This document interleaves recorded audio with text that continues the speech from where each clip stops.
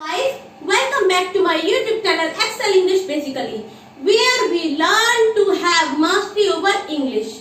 In the last video, we learned how to make meaningful sentences from the jumbled words and how to rearrange the jumbled words. That was a very important topic from integrated grammar, or you can say a very important topic of integrated grammar. Today, we are going to study another very important topic of integrated grammar, that is gap filling. अब guys, gap filling two type से आती है, तो आज हम first type की gap filling यहाँ पर सीखेंगे और मैं उम्मीद करती हूँ कि गैप फिलिंग आपको उस तरह से सिखा दूंगी कि आपके एग्जाम्स में 3 मार्क्स फिर से कहीं भी नहीं जाएंगे। तो चलिए सीखते हैं another very important topic of integrated grammar, that is gap filling.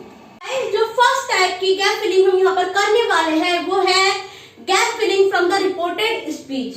हमारे एग्जाम्स में 2 टाइप से गैप फिलिंग आती है। एक होती है नॉर्मल गैप फिलिंग जिसमें कि ग्रामर के सारे ही टॉपिक इंक्लूड होते हैं, और एक होती है गैप फिलिंग जो कि रिपोर्टेड स्पीच से आती है। आपने अक्सर देखा होगा कि रिपोर्टेड स्पीच से अगर एग्जामिनर्स को कोई क्वेश्चन देना होता है तो गैप फिलिंग दे देते हैं, और ये गैप फिलिंग हमारे 3 मार्क्स पूरी तरह से सिक्योर करती है। तो गाइस, जब मैंने आपको रिपोर्टेड स्पीच सिखाई थी, जिसे डायरेक्ट इनडायरेक्ट भी बोलते हैं या नरेशन भी बोलते हैं, तो उस टाइम मैंने आपको बताया था कि डायरेक्ट सेंटेंस को इनडायरेक्ट में कैसे चेंज करेंगे। Every type of narration I made you learn very well. So बस उन्हीं फॉर्मूलाज को यूज करते हुए हमें यहाँ पर गैप फिलिंग करनी है। ये यहाँ पर जो हमारे सेंटेंसेस दे रखे हैं, जो कि तनु और आशा के बीच में कन्वर्सेशन है, ये डायरेक्ट सेंटेंस है, और जो हमें यहाँ पर गैप फिलिंग करनी है वो इनडायरेक्ट में जाकर के हमें गैप फिलिंग करनी है, या हम कह सकते हैं इनडायरेक्ट सेंटेंसेस का यूज करते हुए हमें गैप फिलिंग करनी है। तो चलिए अब हम सीखते हैं गैप फिलिंग करना, और किस चीज की गैप फिलिंग करना, gap filling of the indirect speech. Tanu और आशा के बीच में कन्वर्सेशन होता है। तनु क्या बोलती है, how did you spend your vacation. Tanu ने आशा से पूछा तुमने अपनी वैकेशन कैसे बिताई। आशा ने क्या रिप्लाई दिया, I visited Kashmir with my parents. Asha ने बोला कि मैं अपने पेरेंट्स के साथ कश्मीर गई। तनु ने फिर एक क्वेश्चन किया, have you been there earlier too, क्या तुम वहां पर पहले भी गई हो। तो आशा ने रिप्लाई दिया, no it was my first trip. Asha बोली कि नहीं, ये मेरा पहला ट्रिप था। ये हमारे सारे डायरेक्ट सेंटेंसेस हैं। अब जो हमें गैप फिलिंग करनी है वो इनडायरेक्ट स्पीच को यूज करते हुए करनी है। तो चलिए शुरू करते हैं। तनु आस्क्ड आशा, तनु ने आशा से पूछा, क्या पूछ रही है यहाँ पर, how did you spend your vacation. तो गाइस, मैंने आपको बताया था कि सबसे पहले आप टेंस आइडेंटिफाई कीजिए। ये है हमारा पास्ट इंडेफिनिट टेंस। तो जब हमारा डायरेक्ट सेंटेंस पास्ट इंडेफिनिट में होगा तो इनडायरेक्ट में जाकर के वो पास्ट परफेक्ट में चेंज हो जाएगा। तो चलिए कन्वर्ट करते हैं। हाउ, क्वेश्चन टैग तो ऐसे ही रहेगा, अपडेट का हो जाएगा हैड, क्योंकि हम पास्ट इंडेफिनिट को पास्ट परफेक्ट में चेंज करेंगे। अब यू को जब हम आशा से चेंज करेंगे, जैसा कि मैंने आपको प्रोग्राम की टेबल में बताया था कि सेकंड पर्सन जो होगा वो हमेशा ऑब्जेक्ट से चेंज होगा। यहाँ सब्जेक्ट हमारा तनु है तो ऑब्जेक्ट हमारा आशा है। तो यू को जब हम सेकंड पर्सन से या ऑब्जेक्ट से चेंज करेंगे यहाँ पर, तो वो हमारा आशा है, उसका फिर चेंज होगा। यू को आशा से चेंज करेंगे तो यहाँ पर शी गर्ल है तो शी आ जाएगा, और बॉय होता तो ही आ जाता। तो हाउ हैड शी, अब क्या है, स्पेंड। स्पेंड को हम थर्ड फॉर्म में ले जाएंगे तो यहाँ पर हो जाएगा स्पेंड, क्योंकि ये सेकंड फॉर्म, सॉरी, स्पेंड जो है फर्स्ट फॉर्म है और स्पेंड की सेकंड और थर्ड फॉर्म होती है स्पेंड, SPENT। आगे है योर वैकेशन। तो फिर योर को, अब देखिए यू के साथ तो योर का यूज हो गया, लेकिन शी के साथ क्या योर का यूज हो जाएगा, नहीं होगा। तो फिर किसका यूज होगा, हर का। तो कंप्लीट यहाँ पर सेंटेंस बना, और इन्होंने ऑलरेडी कोटेशन मार्क्स दे रखे हैं, फुल स्टॉप वहां ऑलरेडी दे रखा है। तो कंप्लीट हमारा गैप फिलिंग ये हुआ, Tanu asked Asha how had she spend her vacation. Clear. अब सेकंड सेंटेंस पर आते हैं। Asha replied that. अब आशा क्या रिप्लाई दे रही है, I visited Kashmir with my parents. ठीक है, तो Asha replied that I visited Kashmir. अब आई को हम आशा से चेंज करेंगे। फर्स्ट पर्सन हमेशा इनडायरेक्ट में जाकर सब्जेक्ट से चेंज होता है, तो आई को आशा से चेंज करेंगे तो यहाँ पर आएगा शी। अब अगेन ये पास्ट इंडेफिनिट दे रखा है, आई विजिटेड कश्मीर, तो past indefinite again guys past perfect में चेंज होगा, तो यहां पर आ जाएगा शी हैड विजिटेड, आगे क्या आ जाएगा Kashmir with my parents, already यहां पर दे रखा है। ठीक है, तो हमारा पूरा सेंटेंस हो गया, Asha replied that she had visited Kashmir with my parents. अब गाइस मुझे यहाँ पर गड़बड़ लग रही है, विद माई पेरेंट्स कैसे हो सकता है, यहाँ इन्होंने भी हो सकता है मिस्टेक दी हो, यहाँ पर आएगा विद हर पेरेंट्स। ठीक है, तो कंप्लीट सेंस यही निकलेगा, Asha replied that she had visited Kashmir with her parents. कुछ नहीं करना इस फीलिंग में, बस आपको डायरेक्ट इनडायरेक्ट के पूरे रूल्स अच्छे से क्लियर होने चाहिए माइंड में, जो कि मैंने आपको बहुत अच्छे से एक एक डायरेक्ट इनडायरेक्ट सिखा रखा है, तो बस वही फॉलो करने हैं। आगे का सेंटेंस देखते हैं, तनु फर्दर आस्क्ड, यानी तनु ने आगे पूछा her if she had been there earlier too, Tanu ने आगे पूछा उससे कि क्या तुम पहले भी वहां गई हो।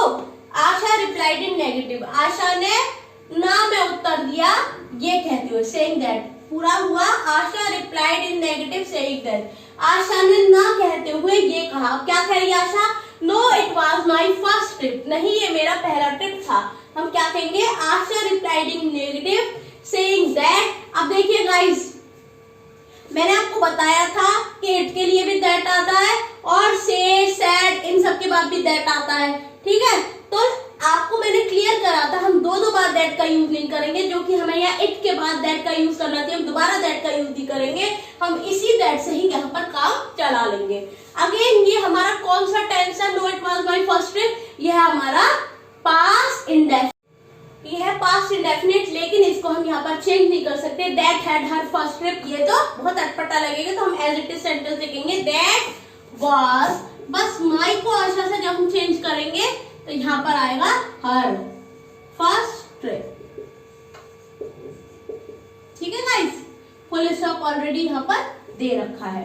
अब वाज वार ये वाले सेंटेंस चेंज नहीं होंगे, वो एज इट इज आ जाएंगे, क्योंकि that had her first trip बहुत ही अटपटा लगेगा। ठीक है, ये पास्ट इंडेफिनिट में था, एज इट इज यहाँ पर आ जाएगा। इट के लिए भी दैट आना था और सेइंग दैट के बाद भी दैट लग रहा है, तो एक ही दैट से हम दोनों चीजों का काम चला लेंगे। पूरा आपका गैप फिलिंग यहाँ पर हो गया, एक बार पूरा पढ़ लेते हैं। Tanu asked Asha how had she spent her vacation, Asha replied that she had visited Kashmir with her parents.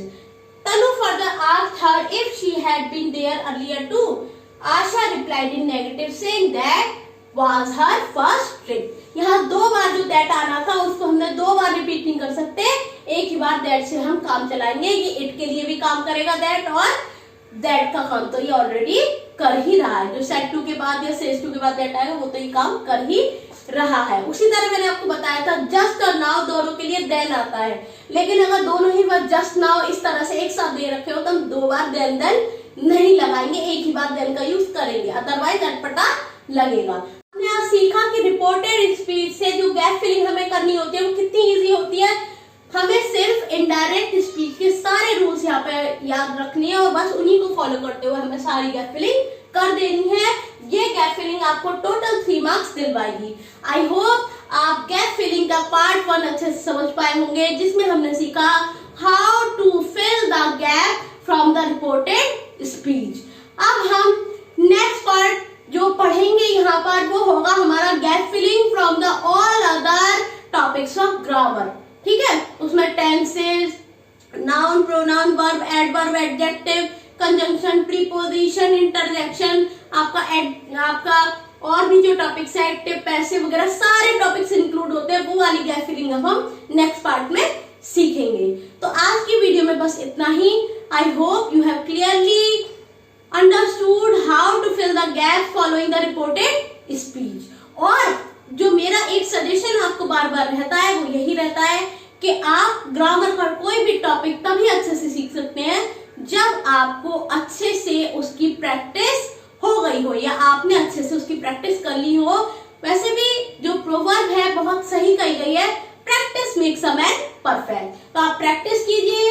यहाँ मैंने आपको एक टाइप की गैप फिलिंग समझा दी है, आपके पास बुक जरूर होगी, उस बुक को निकालिए और इस तरह की गैप फिलिंग को ज्यादा से ज्यादा प्रैक्टिस कीजिए. Find any kind of problem then please feel free to ask me in the comment box. I am always there to help you and I am very happy to help my students.